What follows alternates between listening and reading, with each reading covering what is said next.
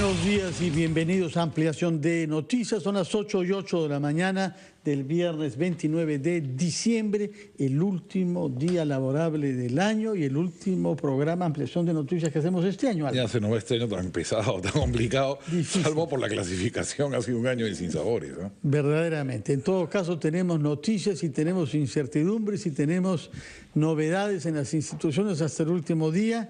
Y sobre algunas de ellas vamos a hablar con nuestro primer invitado, que es el doctor César Azabache, un abogado penalista y ex procurador anticorrupción entre el año 2000 y el año 2002. A usted se le ha citado y han sido comentadas en algunos casos con mucha crítica por sus opiniones sobre el indulto humanitario concedido al expresidente Alberto Fujimori. Acá, dos colegas suyos penalistas, el señor Wilber Medina y el señor Fernando Ugaz, consideraron que usted estaba equivocado respecto de las precisiones y las críticas que hacía sobre el indulto concedido al expresidente Alberto Fujimori. Díganos en primer lugar, por favor, señor Azabache, ¿qué es lo que dijo usted y qué es lo que, según usted, no han comprendido bien, por decirlo así, los dos colegas mencionados? Gracias, muy buenos días. Bienvenido. ¿Cómo están? Gracias.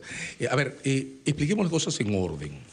Yo no estoy llevando este caso de modo que no litigo en este asunto. Mi objetivo es que queden claros cuáles son los errores que se están cometiendo antes que las consecuencias que de ellos se derivan sean inevitables. Porque yo sí creo que esta es una discusión muy importante para nosotros como sociedad.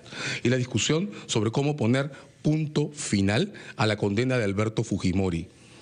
Lo que creo es que el modo en el que se están haciendo las cosas no solo perturba la cuestión políticamente, sino que además la pone en riesgos legales a los que esta situación no tendría que ser expuesta. Brevemente, ¿cuáles creo que son los errores? ¿Sobre el indulto o sobre la gracia? Eso, ya. Lo primero, no es una medida, son dos. Y en una cosa de este tipo, mi impresión es que no ha debido mezclarse los dos asuntos, porque tienen foros diferentes de discusión, dificultades legales distintas y tantas complejidades que nos estamos enredando en los debates. El indulto humanitario es una cosa, y por ejemplo, en los tribunales nacionales nadie tiene nada que decir sobre el indulto humanitario. El juez que tiene el control de la ejecución de la condena de Fujimori solo tiene que recibir la autógrafa del indulto humanitario y decir por cumplida la condena y oficiar el Lo que yo indulto. le he leído, usted dice que el indulto no hay discusión. En el derecho interno no hay discusión. Ya pasó, está el indulto, sea humanitario, sea político, como lo quieras llamar, el presidente tiene la potestad, ya lo dio. Punto. Se acabó el debate. Se acabó. En el indulto humanitario lo que se provoca, nota al pie de página, la opción era reducir la condena. De eso podemos hablar después. Pero el indulto humanitario lo que provoca por las formas y no por la medida es una audiencia en la Corte Interamericana que, de nuevo, no va a discutir si Fujimori tiene que regresar a la Aeroes o no.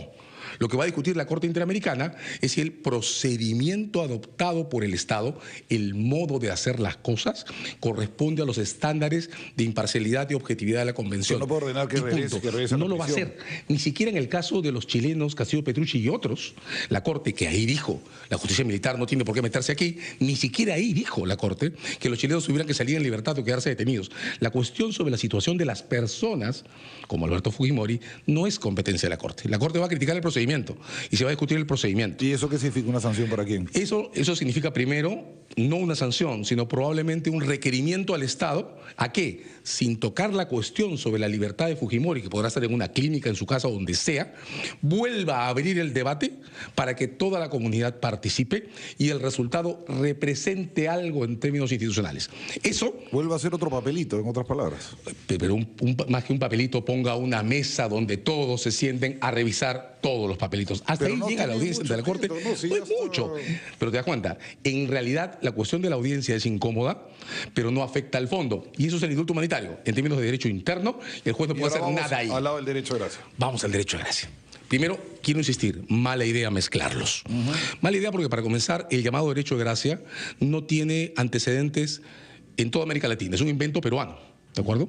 Segunda razón por la que es mala idea, en este caso, el derecho de gracia se combina con una cosa muy difícil de trabajar que se llaman inmunidades derivadas de la extradición, que son además la cuestión que mejor protege a alguien como Alberto Fujimori, que no está aquí porque lo hayan capturado en el Perú, sino porque lo entregó a la justicia chilena. ¿De acuerdo? Esa combinación es difícil de tratar y genera problemas que enturbian la discusión. Por ejemplo, a diferencia de lo que ocurre con los indultos, que los jueces los acatan y punto, las gracias los jueces las valoran. El antecedente que hay que revisar para entender cómo funcionan es la sentencia del caso Jailili, de noviembre de 2007 del Tribunal Constitucional. Pero eso fue indulto. No, eso fue gracia. Eso fue una...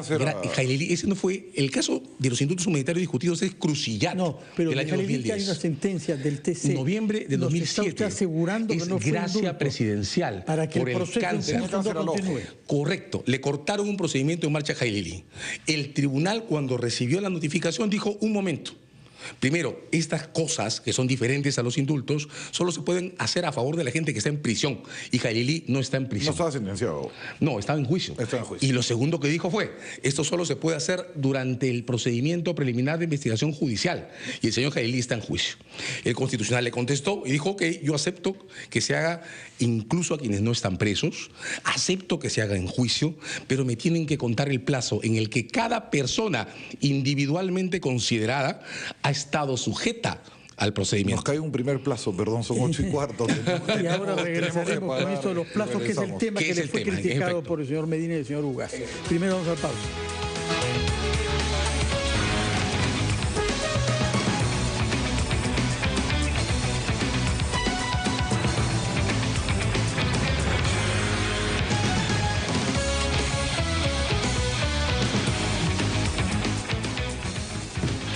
8:17 estamos entrevistando al abogado penalista César Azabache, que nos está explicando su punto de vista, que ha sido cuestionado por otros, respecto del indulto y de la gracia. Nos ha dicho que el indulto es inapelable en sede interna nacional. Correcto. Queda pendiente la Corte Interamericana, que ya tiene una sesión prevista el 2 de febrero próximo. Respecto de la gracia concedida para los procesos en curso o por venir. Solo un segundo antes que esto se discuta, es de lo que se trata, ¿no? Pues se trata de que toda la información legal esté sobre la mesa y todas las opciones estén y que cada quien pueda evaluarlas. Ahora, yo le quería preguntar sí, por favor, claro. Un ratito antes para que la gente se... ¿Por qué el artículo 118, inciso 21, cuando habla de la gracia en la Constitución, metió esto de la etapa de instrucción, que sea el doble de su plazo más su ampliatoria?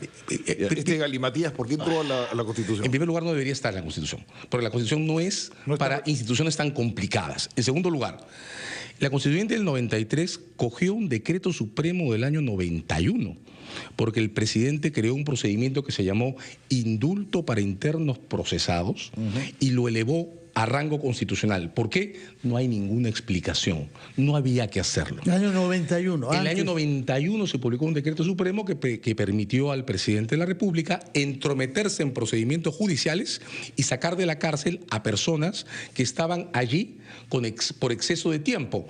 En el decreto supremo está esa fórmula. Eso fue inspirado por las ONGs. Por supuesto, eso fue respaldado por el Instituto de Defensa Legal, fue respaldado por el Instituto de Libertad y Democracia. Cuando Fujimori se llevaba bien con ellos. Es el 91, en la época de las reformas, Gloria Helfer en el Ministerio de Educación, Sánchez Salvadera en Energía y Minas, y en esa comisión... La izquierda era mía de Fujimori. En esa comisión estaban Josu Gas, Ronald Gamarra, Víctor Prado Saldarriaga, eran otros tiempos, ¿no? Son pre-92. Okay. Y el 93 esto lo ponen en la Constitución. Lo suben a la Constitución casi literalmente. ¿Pero para qué? No tengo la menor idea, pero la Constitución del 93 en ese capítulo tiene un montón de reglas que no tienen ningún sentido. También dice que la legítima defensa es derecho fundamental, por Dios. Hay algunas cláusulas ahí que no tienen sentido, esta es una de ellas y eso hace esto tan complejo. Ahora, usted dice que la instrucción, todo esto se computa de febrero, ¿no es cierto? De febrero del 2012, cuando se pide la extradición. No, esto se computa desde febrero del 2017, cuando llega la autorización de Chile. Ahí viene la cuestión sobre las inmunidades de los extraditados. Ahí viene la discusión que decían las dos personas que estuvieron ayer y varias personas más que le hice consultor ayer me dice, ¿por qué Azabache hace esa interpretación? Esta instrucción se abrió el 2012, no es una el 5 de junio. Voy a explicar qué pasa.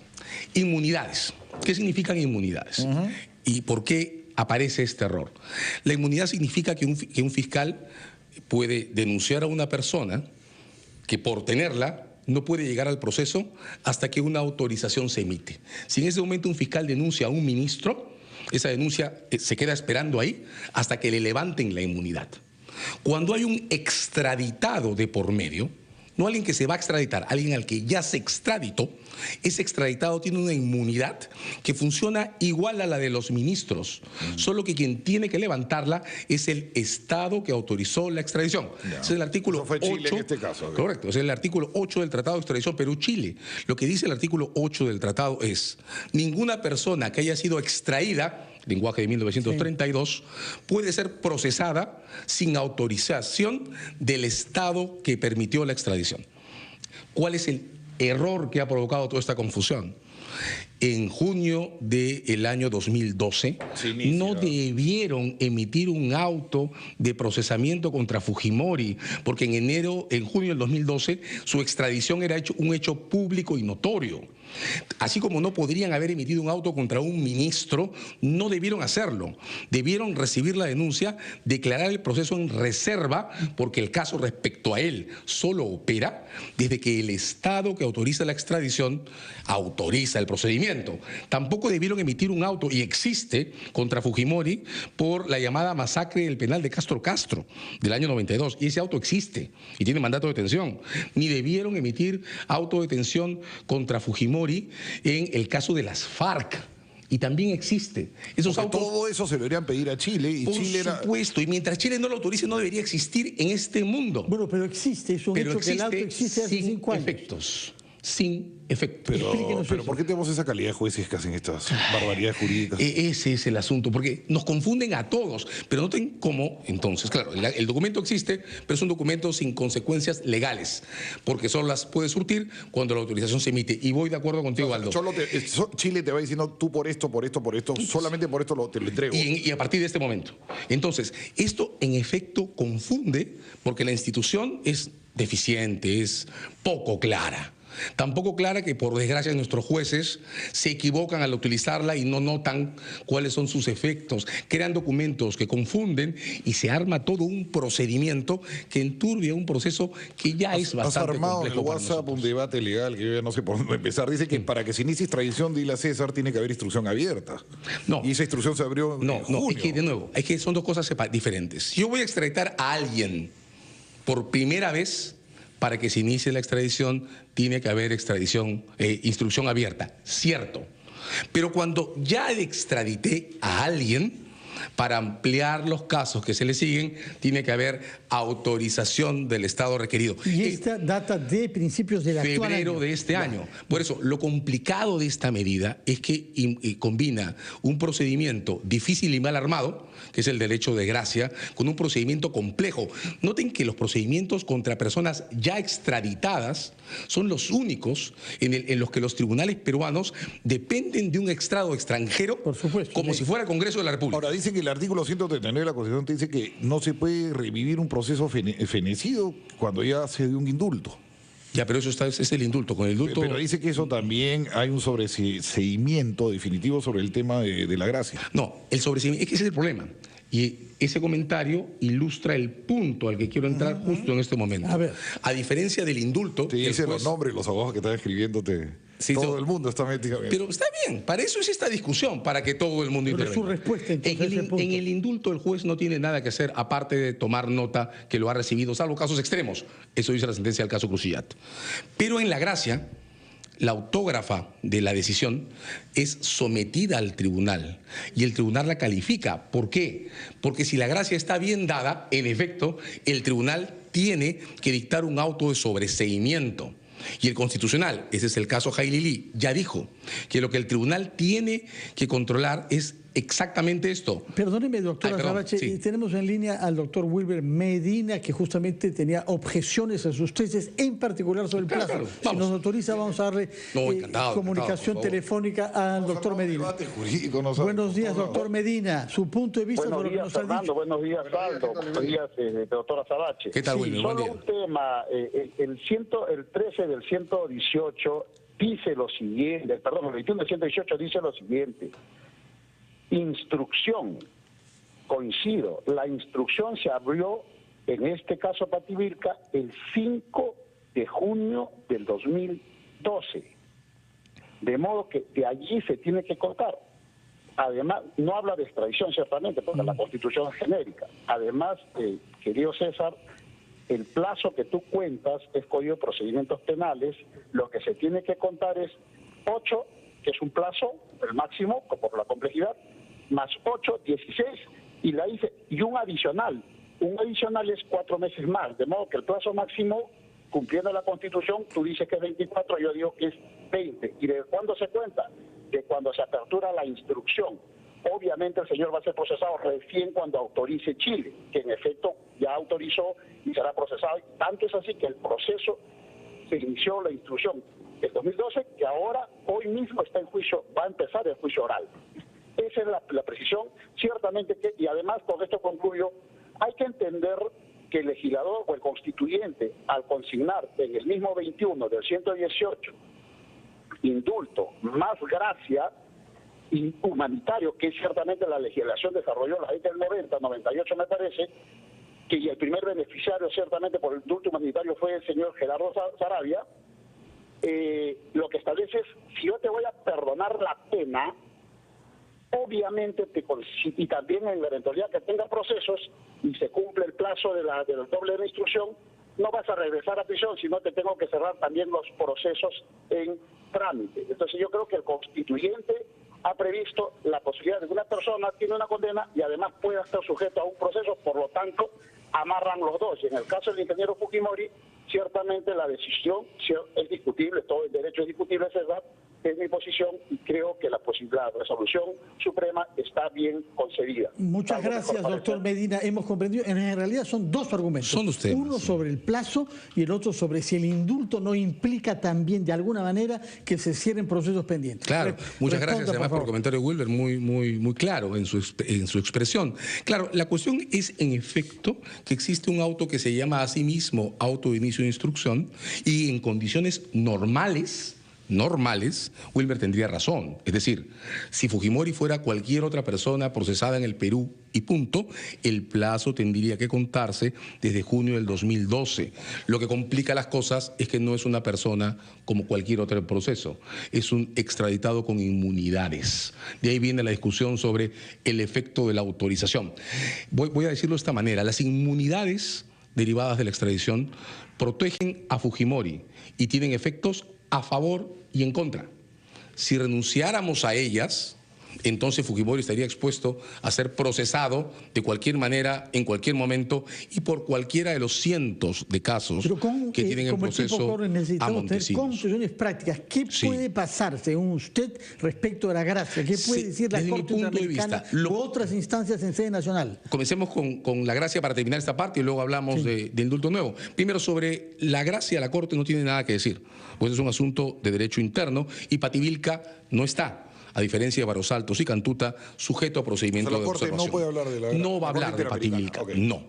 Lo que debió pasar fue que la defensa de Fujimori, con los mismos documentos médicos que estamos comentando, pidiera que su detención quede sin efecto, porque los documentos médicos que estamos comentando pueden no gustarle a todos, pero dejan en evidencia que no se va a fugar. Y sobre esa base, la defensa, Fujimori siempre ha tenido buenos abogados, podía haber discutido con el fiscal si la acusación era 25-12,5 y el procedimiento terminaba y ya. De acuerdo, doctora Sarache, hemos comprendido sus puntos y hemos comprendido sobre todo que hay muchos temas que quedan pendientes. Por supuesto. Son las 8:29. Muchas gracias por su presencia. Gracias. Encantado. Hacemos una pausa de la media hora y regresamos con ampliación de noticias.